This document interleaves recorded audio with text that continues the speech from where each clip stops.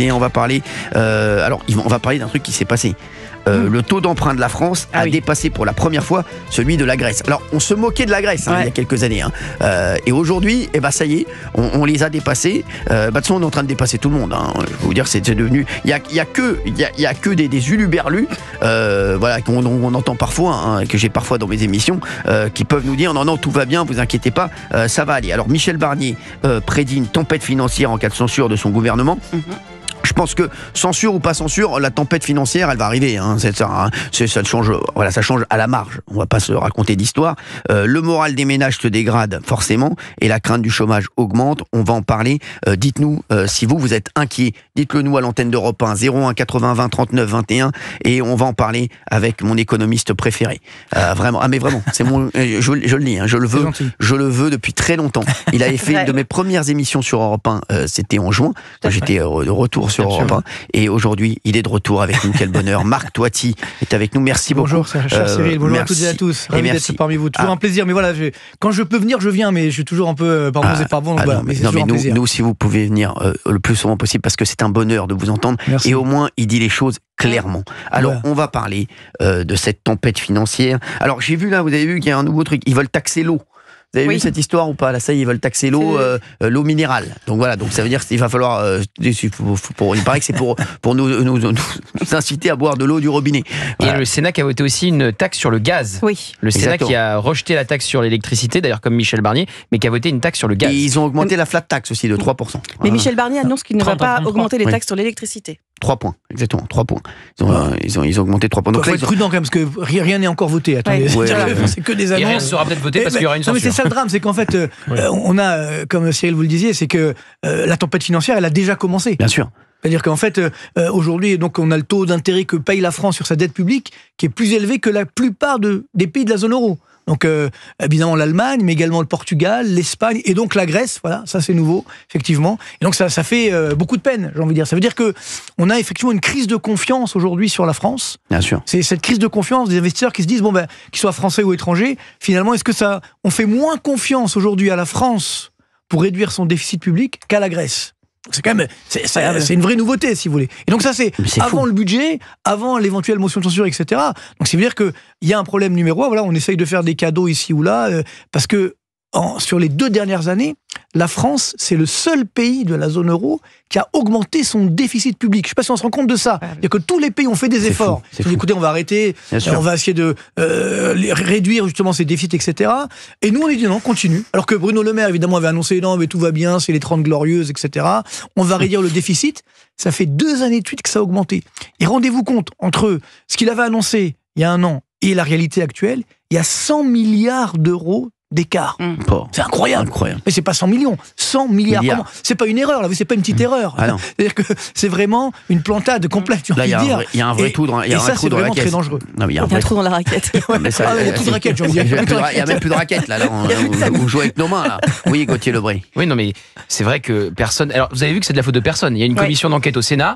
Bruno Le Maire est arrivé pour dire que c'était de la faute de Michel Barnier, qui était là depuis 15 jours. Elisabeth Borne, c'est pas de sa faute. Gabriel Attal, qui a été ministre du Budget et Premier ministre, c'est pas de sa faute. Donc personne ne veut assumer cette légère erreur de 100 milliards et ce déficit qui s'est envolé en l'espace de 6 mois. Ça, je pense que cette déresponsabilisation est très dangereuse parce qu'un chef d'entreprise, sa boîte elle coule, où il y a des problèmes, lui il est redevable si vous voulez, on lui demande des comptes. Là effectivement, on a quand même des dirigeants qui, disons-le, ont coulé le pays, clairement. Alors c'était facile, c'était la fuite en avant. Moi je me souviens, il y avait une réunion à Bercy justement, Bruno Le Maire avait convoqué quelques économistes et j'étais là et j'avais dit écoutez, il faut arrêter de monter la dette publique maintenant. Et tout le monde m'a sauté dessus, alors pas physiquement bien sûr, par les paroles, en me disant non mais on s'en fiche de la dette publique, on peut continuer comme ça indéfiniment, c'est la Banque centrale européenne qui finance, les taux d'intérêt n'augmenteront jamais. Il y a un manque de discernement incroyable. Je sais, on en avait parlé ici même en juin. Exactement. Et ce qui veut dire qu'aujourd'hui, nous payons simplement les erreurs. Encore une fois, il y a eu des erreurs stratégiques qui ont été faites, je pense même jusqu'au sommet de l'État, parce que depuis le début, il y avait l'absence de volonté politique de M. Macron de réduire la dépense publique. Mais la question, c'est est-ce qu'il y a eu dissimulation? Est-ce qu'on a caché? C'est la vraie question. C'est ça la question. Quand il manque 100 milliards, effectivement, il y a un problème. Oui, un problème. Quand on a 10, 20 milliards, ça peut arriver de faire par exemple, il y avait une grande erreur qui a été faite, c'est qu'ils pensaient que les taux d'intérêt n'allaient pas augmenter. Sauf comme ils ont augmenté, la charge d'intérêt de la dette, vous savez combien ça nous coûte la dette aujourd'hui, chaque année? Juste les intérêts. 60 milliards d'euros. Et l'année prochaine, 75 milliards. Vous vous rendez compte? Ce qui veut dire qu'en fait, on ne fait que rembourser les intérêts de la dette. Donc ça, c'est de l'argent, excusez-moi l'expression, fichu en l'air. Et sur 5 ans, ça va coûter 300 milliards. Vous voyez compte ce qu'on fait avec 300 milliards d'euros en termes d'hôpitaux, en termes de social, ce que vous voulez. Et donc, c'est ça qui est dramatique. Et tout ça, moi, je suis pas devin. Je le voyais à l'époque. Je le disais effectivement. On disait, mais non, tout va bien dans le meilleur des mondes. Mais non. Encore une fois, ce qu'on demande à nos politiques, justement, d'anticiper, de voir ce qui va se produire et d'éviter d'en arriver là. Donc aujourd'hui, bien sûr qu'il y a des responsabilités, mais comme d'habitude, on ne les dira pas. Est-ce qu'on peut, j'allais dire, pas rétropédaler, mais en tout cas, stopper un peu cette course en avant? Non, le mal est fait. Il n'y a plus tellement de choix. Maintenant, il faut... Si vous voulez, pour réduire votre dette, il faut avoir des excédents publics. Exactement. Donc, on n'en est pas prêt. C'est-à-dire que là, on est le seul pays, encore une fois, où nous augmentons notre déficit public chaque année. Il n'y a pas de solution, alors? Il y a des solutions, bien sûr. Il y a des solutions en termes de réduction de la dépense publique. Là, oui. Par contre, quand j'entends aujourd'hui, même M. Barnier, malheureusement, et j'ai pas compris, il nous annonce une augmentation des impôts. Moi, au début, je croyais que c'était le NFP qui avait fait le programme économique, si vous voulez. Qui peut annoncer des hausses d'impôts, si vous voulez, surtout, entre guillemets, pour un gouvernement de droite? Donc, non. Je rappelle que la France est le pays au monde où il y a le plus d'impôts. Il n'y a pas un pays au monde où il y a le plus d'impôts et de taxes qui pèsent sur la richesse, et on veut encore l'augmenter. Donc ça, c'est ce qu'on apprend, si vous voulez, aux étudiants en première année d'économie. On leur dit, attention, si vous augmentez les impôts, vous allez casser l'activité économique, donc vous allez réduire ce qu'on appelle l'assiette fiscale, donc on va ponctionner plus, mais sur un gâteau plus petit. Donc à la fin, on aura moins de recettes fiscales. C'est une erreur de béotien. Et pourtant, c'est ce qu'on fait aujourd'hui. Appelez-nous sur Europe 1 01 80 20 39 21. On vous attend pour nous dire si vous êtes inquiet. Et puis on va vous donner des indications, bien entendu, avec Marc Toiti, économiste. Puis si vous avez des questions à lui poser, n'hésitez pas. 01 80 20 39 21 sur Europe 1. Alors, que peut-il se passer si le budget n'est pas voté, le gouvernement censuré? Ce sera que pire, en fait. Ah oui, clairement. C'est-à-dire qu'en fait, aujourd'hui, ce qui inquiète, si vous voulez, alors, je rappelle aussi un élément important. Aujourd'hui, quasiment 55% de notre dette publique est détenue par des étrangers, par des non-résidents. Donc ça veut dire que, souvent on me dit, regardez, les Japonais, ils ont une dette publique énorme, plus forte que la nôtre. C'est vrai, sauf qu'au Japon, 98% de leur dette est détenue par des Japonais. En plus, ils sont patriotes, donc il n'y a pas de problème. Ils vont pas vendre leurs obligations japonaises. Par contre, nous, ces étrangers, si on les rassure pas, évidemment, ils vont vendre cette dette publique. Au mois de juillet dernier, il s'est passé un truc, on n'en a quasiment pas parlé. Moi, j'en ai parlé sur ma chaîne YouTube, mais sinon, très peu. Les fonds japonais ont vendu pour 8 milliards d'euros de dette publique française. 8 milliards, comme ça. Du jour au lendemain. Donc, il y a cette inquiétude qui est là. Si vous voulez.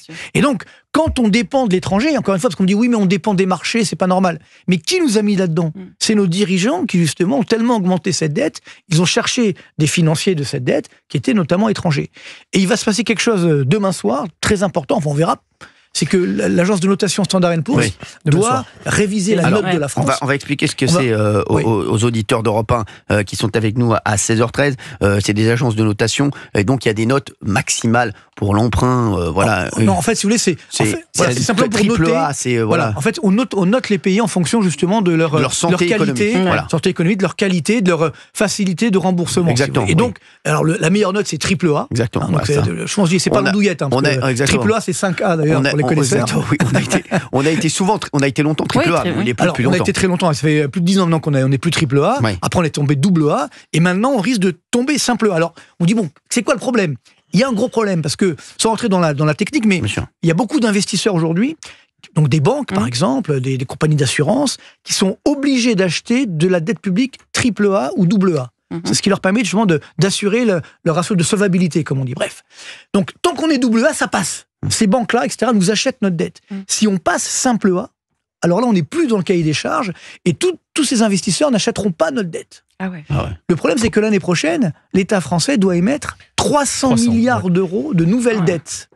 Donc, si on n'a personne en face, ou parce qu'on est simple A, alors là, évidemment, et c'est là où ça concerne tous les Français, c'est que les taux d'intérêt vont augmenter. On peut en parler par rapport à la Grèce, mais quand les taux d'intérêt augmentent, c'est pas que l'État qui paye, c'est nous aussi. Bien sûr, parce que ça veut dire que tous les taux d'intérêt des entreprises, des ménages, augmentent également, et à ce moment-là, ça casse l'activité économique, ça casse la consommation, ça casse l'investissement, donc ça fait de la récession, donc du chômage qui augmente. Vous voyez, tous les plans sociaux qu'on a depuis quelques mois, là, ça tombe pas du ciel. C'est parce qu'effectivement, on a une quasi-récession qui est là, donc le chômage qui augmente, la dette publique qui augmente encore, parce qu'il y a plus de déficit, donc les taux d'intérêt qui augmentent encore, c'est un cercle vicieux dramatique. Et nous y sommes déjà aujourd'hui, avant même effectivement l'éventuelle motion de censure. Et si jamais il n'y a pas de budget, alors il y a une loi spéciale qui pourrait être prise. Il y aura un budget. Alors voilà, c'est-à-dire que ce qui peut se passer, c'est que on peut rééditer le budget de 2024 en 2025, en fait. Par défaut. Sauf que là, on sait d'ailleurs qu'on aura un déficit public énorme, de 6,5% du PIB. Donc, ça sera pas de nature à rassurer effectivement les investisseurs. Donc on perdra quand même notre double A, on sera dégradé, et derrière les taux d'intérêt continuent d'augmenter. Et question de béotienne, mais ça veut dire est-ce que nos banques sont solides, parce que les petits épargnants, il va commencer à flipper. Non, la chance qu'on a en France, c'est d'avoir des grosses banques, effectivement, ce qu'on appelle qu'on dit en anglais le too big to fail. Ça veut dire qu'elles sont trop grosses pour faire faillite entre guillemets, donc elles ont un poids énorme. Mais bon, on ne sait jamais. Encore une fois, parce que on ne sait pas toujours tout ce qui se passe dans certaines banques, notamment les moins grandes. Mais c'est vrai, bon. Les grandes banques françaises, on ne peut pas donner de publicité, mais elles sont quand même assez solides. Par contre, c'est vrai qu'il peut y avoir des banques en difficulté, c'est sûr. Et après, n'oublions pas que si la France, parce que la crise grecque, parce qu'on l'a oublié à l'époque, bon, ça a coûté quand même 350 milliards d'euros. Exactement. À l'époque, c'était la dette grecque, 350 milliards. Bon, c'est beaucoup, mais c'est pas... Nous, c'est 3300 milliards. C'est pas le même chiffre, il y a un zéro de plus. Voyez. Donc là, si effectivement, il y a une attaque de la dette publique française, la plupart des banques, pas que françaises d'ailleurs, qui détiennent cette dette publique, elles vont être appauvries. Elles vont peut-être pas faire faillite, j'espère pas, mais elles vont avoir des difficultés financières. Donc, c'est-à-dire que ça peut générer une crise financière, mais encore une fois, je suis désolé de le dire, c'est mérité. C'est-à-dire que ce n'est que la sanction des erreurs qu'on a fait ces dernières années. Et à la rigueur, j'ai envie de dire, c'est presque normal. Quand vous faites des erreurs, il faut qu'il y ait une sanction. Le drame qu'on a eu avec le coronavirus, c'est que justement, plus on augmentait la dette publique, comme c'était financé par la Banque Centrale Européenne, ce qu'on appelle la planche à billets, c'est un terme, voilà, on imagine la planche à billets, là on imprime des billets, l'argent magique, donc ça coûtait rien à l'État, sauf que c'était temporaire. Et nous, après le corona, on a continué à faire justement cet argent magique, entre guillemets, et c'est maintenant qu'on doit payer. Donc il fallait s'arrêter. Et malheureusement, c'est pas ce qui s'est produit. 01 80 20 39 21, vous nous appelez sur Europe 1. Quand Maud Bréjon, la porte-parole du gouvernement, a évoqué un scénario à la grecque, ça veut dire quoi, Marc Toiti? Alors bon, ça serait quand même très grave. Si on se souvient ce qui s'est passé en Grèce, on peut demander à Nikos d'ailleurs, parce qu'il s'en souvient peut-être. On n'y est pas, quand même. On n'a pas la troïka. Non, voilà, heureusement qu'on n'y est pas, mais... Ce qui s'est passé quand même à l'époque, c'est qu'on a eu effectivement... Moi, excusez-moi, Marc Toiti, moi j'ai peur. Moi, j'aime beaucoup Olivier d'Artigol, mais Olivier d'Artigol, excusez-moi, vous êtes dans le monde de oui-oui. Vous vous rendez pas compte. Non, mais vraiment, vous vous rendez pas compte. Non, mais vous vous rendez pas compte de ce qui se passe. Donc, quand vous dites, on dirait, quand on vous dit un scénario à la grecque, vous dites non, mais ça n'arrivera jamais. Non, j'ai pas dit ça. Non, mais si j'ai dit que la Grèce, au moment, Marc veut dire, il y avait la troïka. C'est-à-dire qu'ils étaient vraiment dans une situation qui n'est pas la nôtre aujourd'hui. C'est tout ce que je dis. Ne croyez pas. Mais moi, je me souviens au début de la crise grecque. Justement, j'étais en Grèce plusieurs fois parce que j'avais des clients là-bas encore à l'époque, et je me rappelle, ils me disaient, vous savez, nous on est la Grèce, on n'est pas l'Argentine. Exactement, oui. Vous voyez. Donc, et là, nous, on dit la France. On dit nous, on est la France, on n'est pas la Grèce. Alors évidemment, c'est vrai, la France est quand même une richesse plus élevée que celle de la Grèce, c'est sûr. Mais néanmoins, attention, il y a des dangers. Les Grecs ont tellement souffert. C'est ça. Mais justement, il faut surtout pas que ce qui s'est passé en Grèce arrive en France, parce qu'en Grèce, rendez-vous compte, le PIB, ça veut dire la richesse qu'on crée en Grèce, donc, a baissé de 30%. Vous vous rendez compte le drame humain avec on payait pas les fonctionnaires, il y avait des retraites qui n'étaient pas payées, qui après ont été réduites, une horreur. Et encore aujourd'hui, même les banques, souvenez-vous, les banques, bien sûr, qui ont fait faillite, qui étaient au bord de la faillite. Alors il y a eu Chypre où là il y a une banque qui a fait faillite, et là tous ceux qui avaient leur argent dans cette banque, ils ont récupéré 100 000 euros, pas plus. Tout ce qu'il y avait au-dessus, ils ont perdu. Mais bon, ça c'est le scénario catastrophe. Mais ce qui est très important de savoir, c'est qu'en Grèce aujourd'hui, parce que depuis, donc c'était en 2010-2012, donc depuis la Grèce a redémarré, fort heureusement. Vous savez aujourd'hui où est le niveau du PIB grec, de la richesse grecque? C'est encore 20% inférieur au niveau de 2008. Vous vous rendez compte l'horreur? Ça veut dire que, comme si vous avez votre revenu aujourd'hui, c'est 20% de moins que vous aviez en 2008. C'est horrible. Donc c'est très très long pour se remettre. Il ne faut pas rentrer là-dedans, parce que si effectivement on a une telle crise, et malheureusement ce n'est pas impossible, que c'est en disant que c'est impossible que ça peut arriver justement, il faut prendre des mesures. Moi je suis optimiste, je pense qu'on peut largement éviter effectivement cette crise grecque en France, mais il faut prendre des mesures. Si on commence à dire, ben non finalement on va laisser filer les déficits, etc., tout va bien, ben non, à un moment, il y aura une sanction, c'est inévitable. Et d'ailleurs il y a un élément important, c'est que qui a sauvé la Grèce à l'époque? C'est la zone euro, mais parce que l'Allemagne a voulu. Là, vous savez ce qui se passe en Allemagne. Il y a une crise politique en Allemagne. Il y a déjà une crise économique, crise en Allemagne. Donc là, le danger, c'est que moi, tous les jours, on me dit, mais vous savez, vous inquiétez pas, la Banque Centrale Européenne, elle fera la planche à billets, elle va nous financer, etc. Non, parce que les Allemands, aujourd'hui, ils veulent plus faire ça.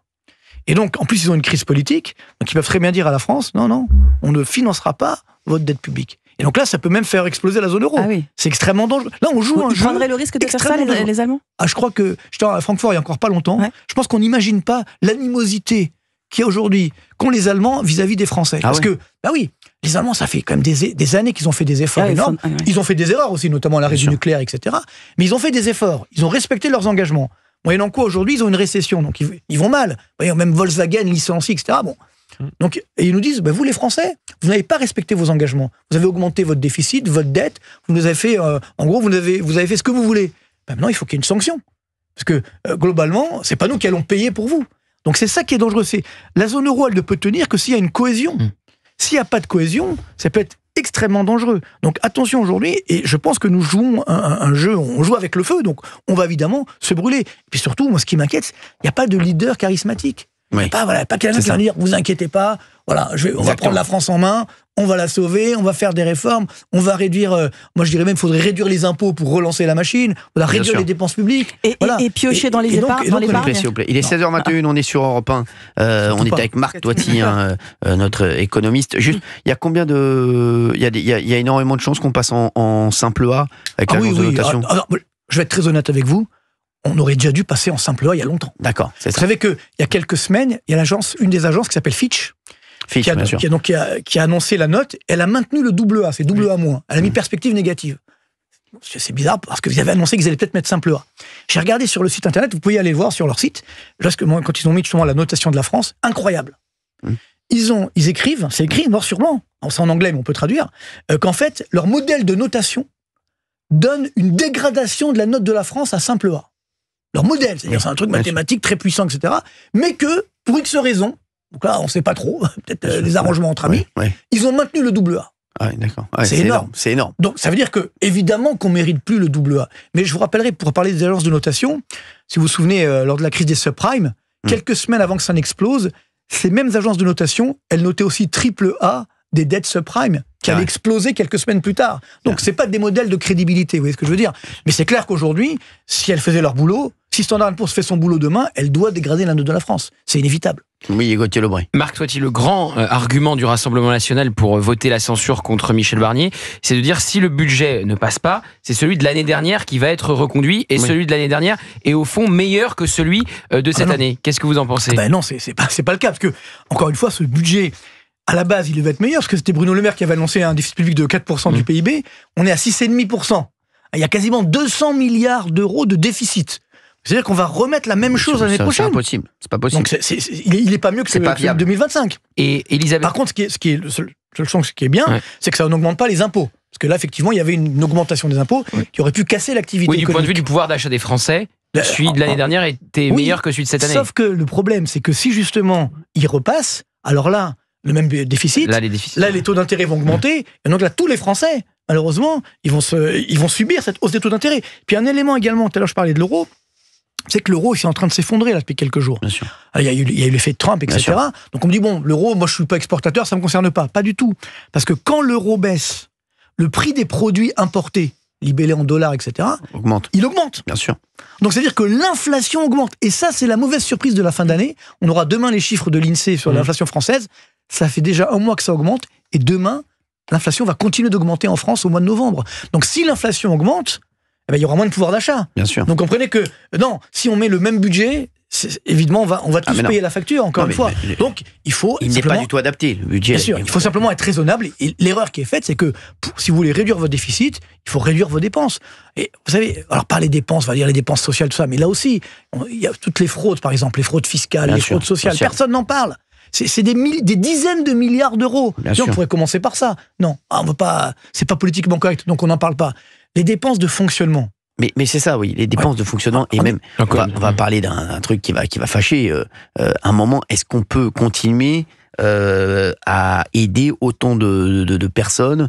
Voilà, c'est-à-dire que les aides, est-ce qu'il n'y a pas trop d'aides? Voilà. Est-ce qu'il ne faut pas plutôt donner l'argent dans la poche des Français plutôt que d'avoir 40 lignes avant d'avoir son salaire net? Est-ce qu'on ne peut pas redonner l'argent dans la poche des Français et réduire les charges? C'est évident, ça c'est ce qu'il faut faire. Il faut réduire effectivement les impôts au sens large pour les entreprises, pour les ménages. Par exemple, la CSG, il faudrait la baisser là aussi. On en a du pouvoir d'achat, mais il faut aussi réduire les dépenses, notamment de fonctionnement. Et là, je vais vous donner un chiffre incroyable parce qu'aujourd'hui... Vous allez nous donner dans un instant. Oui, d'accord, avec plaisir. Va nous donner un chiffre incroyable dans un instant. Marc Toiti, appelez-nous 01 80 20 39 21 sur Europe 1. Vous nous dites si vous aussi vous êtes inquiet. Et puis, quand on parle de cette agence de notation, alors oui, c'est important parce que comme l'a expliqué Marc Toiti derrière, sinon ça va être très très compliqué derrière. Si on passe en simple A, je vous le dis, c'est compliqué. Hein. Je me rappelle le simple A. Déjà quand on était passé double A, ça avait été un drame à l'époque. Et là, si on passe en simple A, c'est quand même. Vous allez nous dire quels pays sont en simple A. Tiens, et quels pays sont en triple A et quels pays sont en double A pour voir où on se situe. À tout de suite sur Europe. Michel Barnier, le Premier ministre, pour l'instant.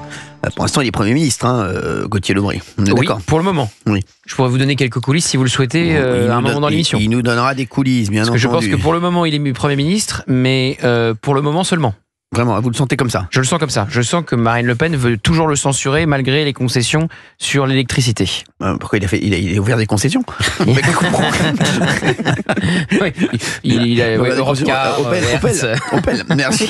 Il faut rappeler quand même que Michel Barnier a annoncé qu'il renonçait à augmenter les taxes sur l'électricité. Bravo, j'ai écouté Émilie Dez, elle l'a dit aussi. Voilà, vous avez vu exactement. On adore écouter Émilie Dez. On fait une formidable équipe. Oui, merci Valérie, on a besoin de vous. Il a annoncé des tempêtes avec des turbulences graves sur les marchés financiers si, en cas de censure du gouvernement, mais il y aura des tempêtes, quoi qu'il arrive, on ne va pas se raconter d'histoire. Juste, petite question subsidiaire. Est-ce que Bruno Retailleau, je suis sûr qu'il va rester ministre de l'Intérieur, même s'il change? C'est pas, il va y en avoir qui vont rester. En fait, ça dépend d'une chose. Oui. Si c'est le Cornu, il va rester. Voilà. Alors, il y a scénario A, vous changez la tête du gouvernement. Donc là, le nom qui sort, c'est Sébastien Lecornu. Vous le mettez à la place de Michel Barnier et vous remplacez seulement Sébastien Lecornu au ministère des Armées et vous gardez l'équipe A. Scénario B. Les Républicains disent ah bah non, ça va pas du tout. Nous on avait Matignon, on l'a plus. On met quelqu'un qui est très proche du président, qui est un macroniste, comme il y a 3 mois. Donc on n'accepte plus de faire partie du socle commun. Et alors là, ça va être beaucoup plus compliqué pour garder l'équipe actuelle. Et question Gauthier, pardon, mais le nom de Lecornu est sorti du chapeau. Souvent, quand le nom sort, c'est pas bon signe. C'est-à-dire qu'en règle générale, quand on fait fuiter un nom, c'est qu'on est quasiment sûr que ce sera pas lui. C'est comme moi, quand je fais fuiter le nom d'un chroniqueur, c'est sûr qu'il va pas faire l'émission. Est-ce qu'on l'a fait fuiter sciemment? Où est-ce qu'on en est là-dessus? Alors, tu as 100% raison. Déjà, son nom a déjà fuité au moment du remplacement de Gabriel Attal et ça n'a pas été lui. Là, pourquoi est-ce qu'il a plus de chances que la précédente fois? Parce que, voilà, le Rassemblement national. Marine Le Pen lui parle beaucoup. C'est une grande différence avec Michel Barnier. Oui. Pourquoi Michel Barnier est en sursis aujourd'hui? Parce qu'il a mis 3 mois à recevoir Marine Le Pen. Sébastien Lecornu et Marine Le Pen, ils se sont déjà rencontrés, ils se sont déjà vus, ils ont déjà mangé ensemble. Donc ça change potentiellement les choses dans la relation entre Marine Le Pen et le Premier ministre, si c'est Sébastien Lecornu. Et ensuite, je ne dirai pas où, que certains se demandent s'il n'y a déjà pas un accord entre l'Élysée et le Rassemblement national sur le nom de Lecornu. Oui. Voilà. Sébastien Lecornu est un très proche d'Emmanuel Macron. Oui. Après la crise des Gilets jaunes, vous étiez là il y a une minute. On vient de le dire. C'est Sébastien Lecornu qui met en place le grand débat. Vous en souvenez? Oui, je sais. C'est grand. Et cela voudrait dire quand même que Emmanuel Macron reprend la main politiquement si c'est Sébastien Lecornu à Matignon. Non, mais ça fait quand même Capharnaüm tout ça. C'est-à-dire moi je pense pas qu'on va durer comme ça 2 ans. Pas possible, il y a quoi bien sûr, X gouvernement, parce qu'à chaque fois il y aura des motions de censure. La pression sera sur Emmanuel Macron. Mais c'est pas sérieux. Certains parlent déjà de démission, Jean-François Copé, Charles de Courson. Il faudra se poser la question à un moment. C'est-à-dire que là, justement, en termes de crise financière, crise économique, il faut arrêter de rêver. Ça, il faut arrêter de rêver. Moi, tous ceux qui parlent de ça, ils sont très gentils, mais je vous dis, ça n'arrivera jamais. Jamais. Non mais les mecs, il démissionnera pas.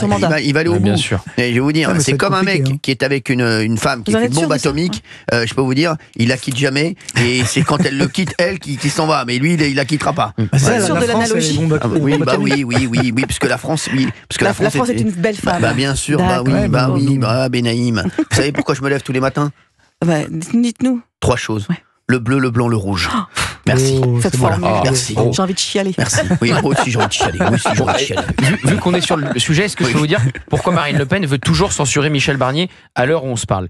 Déjà, Michel Barnier, après sa concession sur l'électricité, a dit dans les colonnes du Figaro, je fais pas du tout ça pour le Rassemblement national, je fais ça parce que ça m'a été demandé par plusieurs partis. Donc là, réaction du Rassemblement national, ils veulent nos voix, mais pas nos gueules. Donc si on en est à pas se faire de cadeaux, on va vraiment pas s'en faire. En gros, on va le censurer. Ensuite, il y a le fameux argument, Marine Le Pen, si elle censure Michel Barnier, elle va se fâcher avec l'électorat LR, droite classique, dont elle a besoin pour 2027. Marine Le Pen, elle table sur une chose très concrète, sur la disparition du bloc central, et elle se dit ça se jouera entre la France Insoumise et nous. Donc l'électorat de droite, il nous choisira, et il choisira pas la France Insoumise, et il se souviendra pas de ce qui s'est passé 2 ans et demi avant avec Michel Barnier. C'est pour des arguments comme cela, et puis parce qu'elle pense que le budget est mauvais et va amputer le pouvoir d'achat des Français plus que celui de l'année dernière justement, et qu'elle est donc pour la reconduction du budget de l'an dernier, qu'elle veut toujours censurer Michel Barnier. Et je pense que les concessions de Michel Barnier ne l'ont absolument pas